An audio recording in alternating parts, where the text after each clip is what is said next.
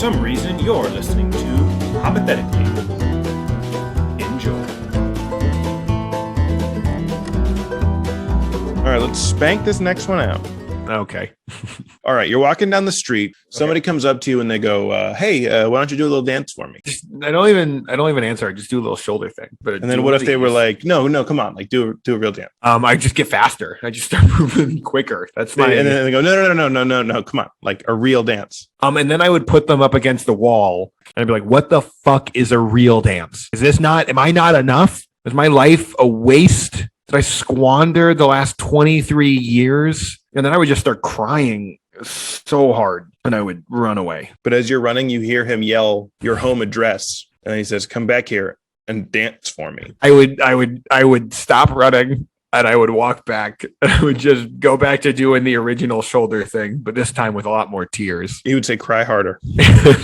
Cry harder. Dance better. I would start singing that song. It's like, "You're never gonna dance again. Guilty feet." Yeah, that one. Do you actually think like in real life though, someone says, "Hey, dance for me"? You think you would actually just do a little thing, or would you ignore it? I would do a little thing, and they said no, really dance. I would leave. But then they actually do say your address, and they go, "Dance, Nathan." They know your name. I didn't tell them. Social security number 223. So it just starts. I would need to dance. I would start dancing at first, and they'd be like, "Yeah, that's good, faster." And then I would attack them or do that whole like the dance into violently choking them out move, that 1-2 punch, you know? You're choking them and you look down and you realize they have birthday candle lighters. It was like long ones right up to your stomach. And before you can make a move, you hear and you go, "Ow, ow, ow, ow, ow, ow, ow, ow, ow, ow." Like they lit the lighter. Yeah, they lit the lighter on your stomach. I think I can take it. I think I can take a singular lighter on my skin. Right as you recover from that, it's on your nipple now. I think when they lit the Dance, lighter, Nathan. I think it was like, "That's it, burn me." And they were like, "No, you need to dance." I'm like, "No, you need to burn me." And then we'd go back and forth for a while. That's how I met my wife. That'd be such a funny thing to threaten people with, one of those lighters. Just try to mug somebody with, "Give me your money. I'll burn your shoulder a little." Well, I mean, that might, and you're sitting there like, will that hurt? I mean, fire hurts, but I don't think these are weapons. What would you do in this dance-based? Oh, I mean, I've already played the scenario out of my head. The only option is suicide. That's why I carry a gun. In case anyone does this to me, I can just blow my own brains out. It's the only way to protect my family. How many times does he have to say it before you kill yourself? He would just say hello, and I would. Oh, I thought you'd be like, "Hey, can you?" And then you hear the first letter is D, and you're like, "Nope." You just fucking, and you don't even know if he's gonna say dance. You just were worried. You're very unfun at dance parties and clubs. Yeah, I just keep trying to kill myself. Yeah, it's very. Did you invite Nick out? He's gonna do what he all. Yeah, he's gonna pull a gun out. Is here. He survived 15 gunshots to the head because he doesn't like loud music. You have a sentient sword. Why is everything? Is it Jim Carrey? No, everything's just sentient with you. Do you pick a word? Is that how you write your questions? You're like, "Here's a word. I learned this word today. Sentient." Wait. So if I just brought up people, you were like, "Okay, so you're doing sentient bodies." That's this episode that you're doing this question. Sentient for 2 questions. It's not a word people use all that often. Living. Okay. Is it sentient or is it just living? It's just sort of with a heartbeat. Okay, so like Castlevania, how Alucard has a vampire. Sword. No, it's the sword. It's not sentient. It moves on its own. It acts of its own accord. No, it's a slave. Okay, let me do the question. Miserable. Okay, let me fucking stop. Yes, this is my moment. You have a sentient sword. Let's finish this episode out in Spanish. Oh no, that tengo un sword inteligente.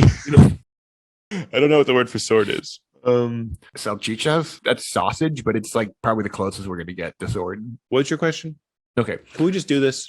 Yeah. So you have a sentient sword, but the problem is every time you fight with it, like you start fighting with it, it's like way too gruesome, dude. It's like so violent. It kills everybody in this really fucked up way, and it starts killing bystanders and shit. And then like the worst part is while it's doing it, it's like, "Oh my god, dude, like Nathan's controlling me. Like I don't have any free will, dude. He's making me kill all you guys."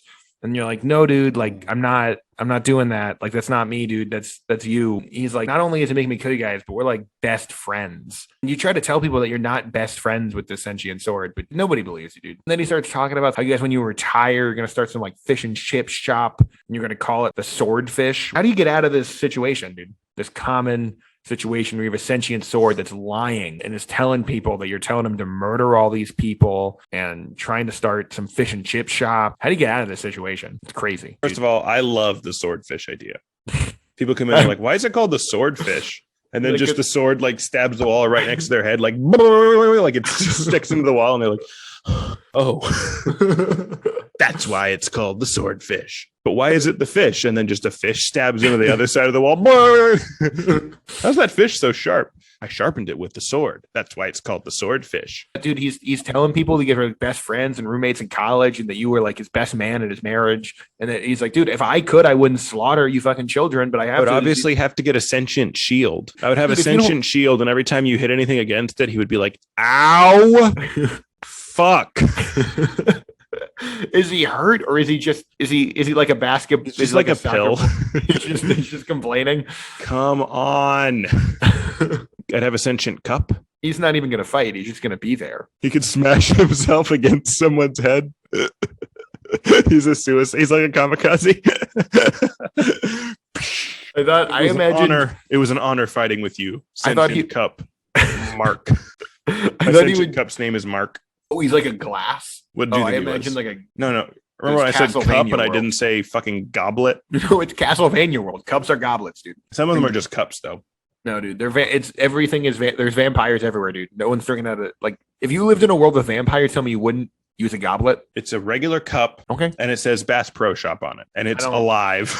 I know, and it flies around, and it would do anything for honestly, you. If I was birthed with a tattoo of Bass Pro on my chest, I would get why I would do kamikaze stuff. If I actually had a sentient sword that was killing people in my name, I would contact like a priest or something. I'd be like, do you know? And then I'd probably kill the priest. And then I would go to a rabbi and probably kill the rabbi. And then I would go to a Muslim, whatever, probably skip over that one. Wow.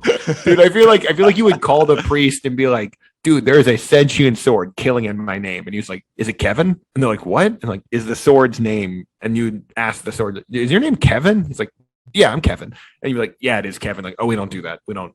You know what I would do to really fuck with my sentient sword? What? I would get him a really nice phone. Oh, I would give it to him. And I'd be like, yeah, man, just whenever you want to talk, let's call on the phone. I would call, and the sword would just be like, damn it! I want to talk on the phone. And then he wouldn't call, and I'd be like, dude, you never answer my phone call. I don't think we can be friends. I feel like you're always leaving me on red. And he's like, I'm trying. I'm like, look, Kevin, I bought you the phone. I got you the expensive plan. I mean, I don't know what more I could do. I don't think we can hang out. And he'd be like, dude, no. Dude, he would just be like, you set up speech to. I'd be like, I don't know how to do that. You'll have to call the Verizon people to get them to set that up. Dude, and he'll be like, no. He would try to take it into the Geek Squad, but the only way he could carry it there was by impaling it. And they'd be like, okay, it looks like the problem is you've stabbed it. And he's like, I know, but also the voice thing. And you're like, it's disturbing it under the plan. And they're like, it's actually not. It actually voids the warranty. Yeah, like, actually. No! And then he would come to you and be like, Nick, dude, it was stolen. They stole it from me, dude. I got mugged. As a sentient sword. They put a gun to me. All I have is this phone that's stabbed through me. Like, we'll take it. What would you do if you had a sentient sword that was killing people and whose name was Kevin? Is he also trying to do the fish and chip shop? No, in your question, he's not. He's just a murderer. He would if you pitched it, but it has not occurred to him to do that. Dude, I can hear the video when you're talking. You can't. You can't play a video while you're doing. I was listening to a funny podcast. Could you actually just play the podcast over your speaker? Yeah, right. So we could just have a good podcast for once. It's just you asking a question and then just Joe Rogan. No, I'd have to get a sentient. Dude, it'd be like a buddy cop thing. I would have a loose cannon sentient sword. A loose cannon sentient cannon. Who just anytime he hears about any trouble, he fires cannonballs. And the chief is like, God damn it, Daniel, what the fuck? Sorry, I get results, chief. Yeah. No, I would have like a buddy cop thing where you have like a loose cannon sentient sword and then a straight edge sheath. No, a straight edge. Get in here. No. Yes. Yeah. Get in here and follow the rules. Yeah, I was gonna say sheath, but yeah.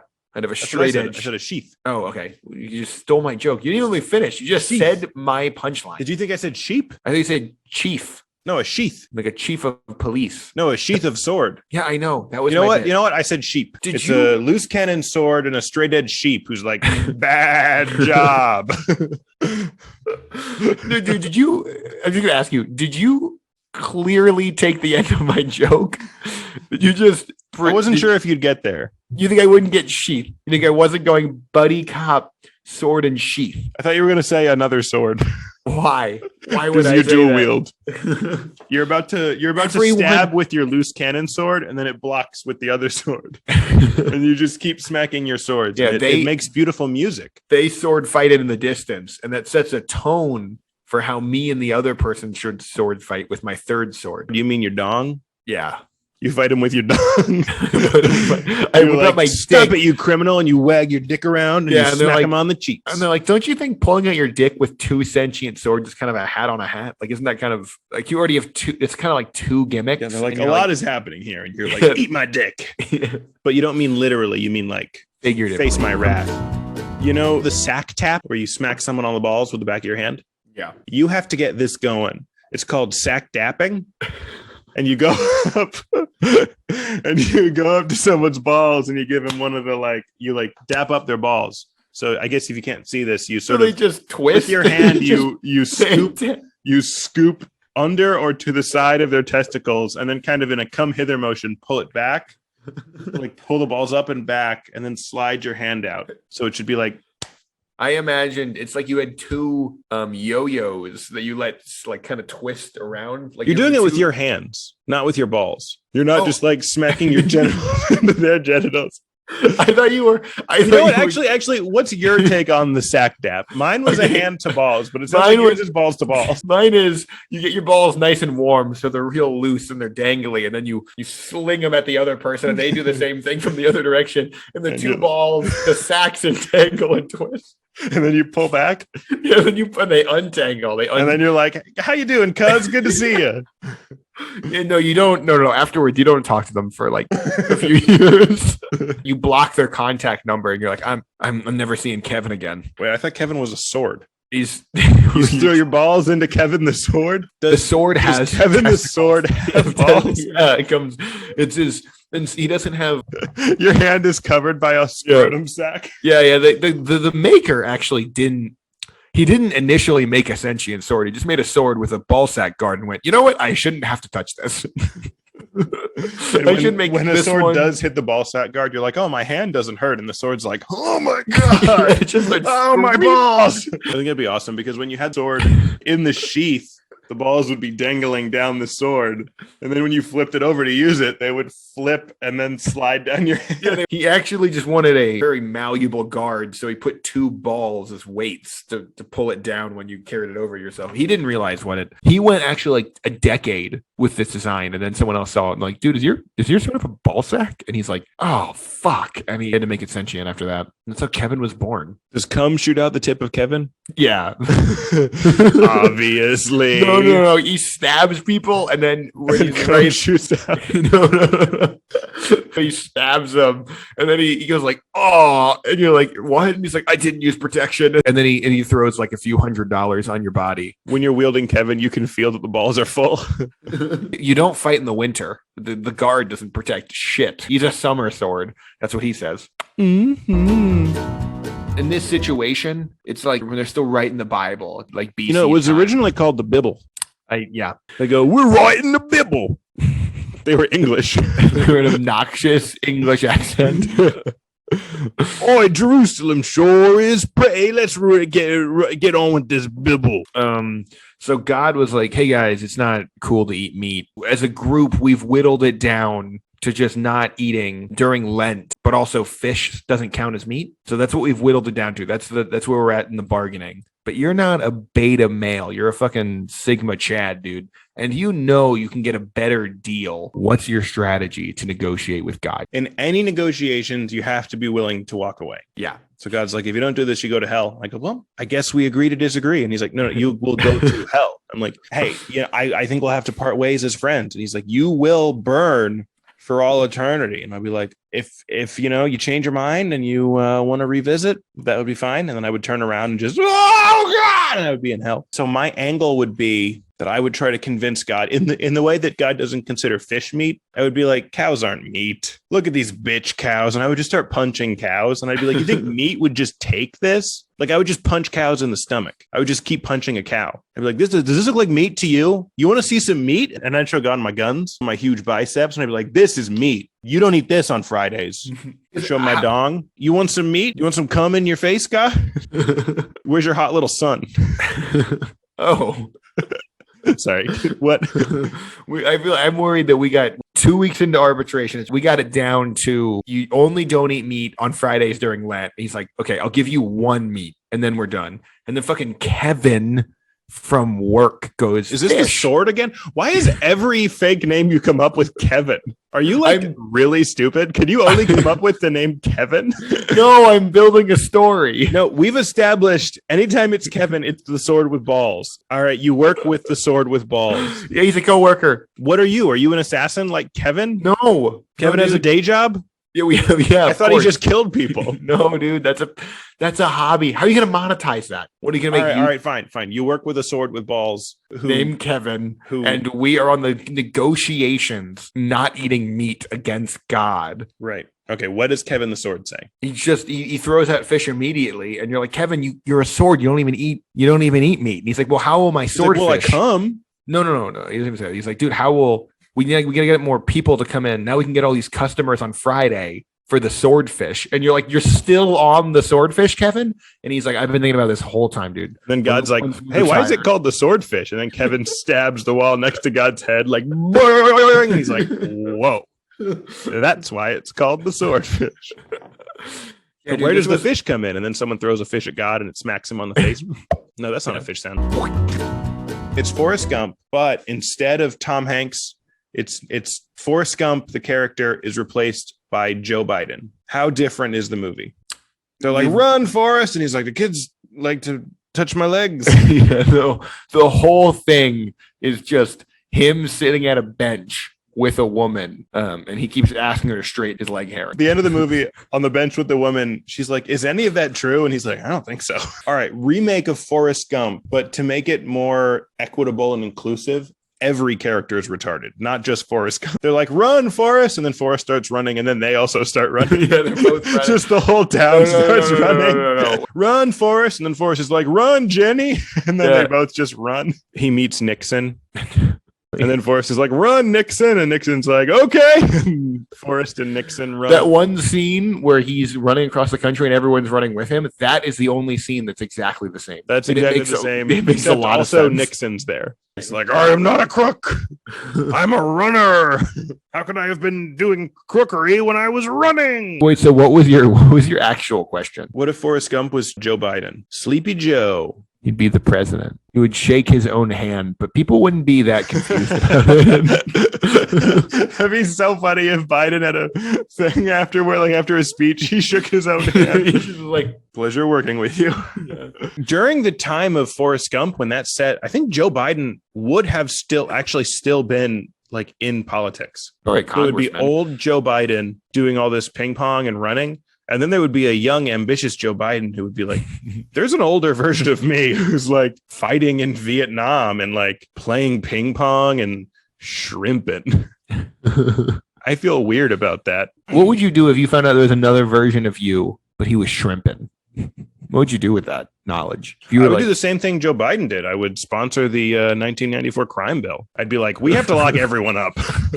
I don't know what's happening here, but prison for everyone. Have you seen the movie Us? It's like that, but they're shrimping. We're going to lock everybody up. What if they come and they try to kill us? More shrimp for them. Somebody would show me a picture of me shrimping, and I would immediately be like, no! Get me my sword, Kevin. And then Kevin's like, I can't tell who's who. When's my birthday? And I don't remember Kevin's birthday. And the shrimp and Nick says some folksy, like, every day is your birthday when you're out here shrimping on the lake. And then I'm like, damn it. And then I get stabbed by Kevin. Shrimp and Kevin. That's the plot twist. Shrimp and Kevin. Shrimp and Kevin. Shrimp and Kevin's like, I think of myself as more of a barbecue skewer. I make shrimp kebabs. Yeah, I call myself Kebab Kevin. Yeah, but when you buy those cocktails, you buy those cocktails at the bar. Oh, like a little sword. He's a little sword with like little plastic balls. He stabs you, but it doesn't hurt that bad. Shrimp and Kevin. He's like, sorry about that. That's how we do things on the bayou. I don't know what accent I'm doing. I don't know. No, I do. I'm doing a sword accent. Hi, I'm a sword on the bayou. What's funny is we all say it's sword, but if you talk to a sword, they pronounce it sword. I'm a sword on the bayou. You work for the government, and instead of the government trying to prove that autism doesn't cause vaccines, they're like, okay, you need what? People say vaccines cause autism. They don't say autism comes. Who created all the vaccines? I mean, who do you think? People who just sit there staring at diseases all day, I mean, if you think about it, vaccines are really kind of like trains of medicine. You're gonna have to cut all of that, dude. None of that. The needle goes into your arm like a train going into the tunnel. Choo choo. So instead of vaccine, why are you saying it quiet like people aren't going to hear? It's a podcast. And so they're tired of these annoying Republicans and kind of alt-right people going like vaccines cause autism. Like, okay, so to fix this problem, instead of trying to prove that vaccines don't cause autism, we just need you as a government person to make an ad campaign to make autism sexy. What's your campaign? I would try to do the green M&M thing, but my take would be that I would say that autistic people are an aphrodisiac. So if you ever like with your girlfriend, have an autistic person sit on the couch next to you and then start making out with your girlfriend. It'll be so hot. And they'll be sitting there like, stop. And you just don't stop. You just keep kissing passionately. Choo choo. Okay. Okay. We may have a shorter episode. You may need to cut all of that, but I like it. By the way, this is Nathan Hopping. So retroactively, this voice speaking to you now and anything that sounds like this is Nathan. And you're also Nathan. This is a single podcast where Nathan plays two very offensive characters that interrupt each other a lot. His ventriloquism skills are second only to his racism and disregard for the autistic people. Episode 25. Episode 25. Episode Nathan, 25. Bring it out with a yodel. Woo! No, a yodel. That's the most. Yodelay, yodelay, yodelay, hee hoo. Yodelay? No, like you mean it. Yodelay, yodelay, yodelay, hee hoo. That's a clip. You're doing like a Marilyn Monroe sexy happy birthday yodel. Yodelay, Mr. President. If you were trying to seduce somebody with a yodel, I'd be like, yodelay who? Yodelay you. Exactly. Mm-hmm. Anyway, I'm going to cut out everything except you doing that. All right, episode 25. Thanks, everybody.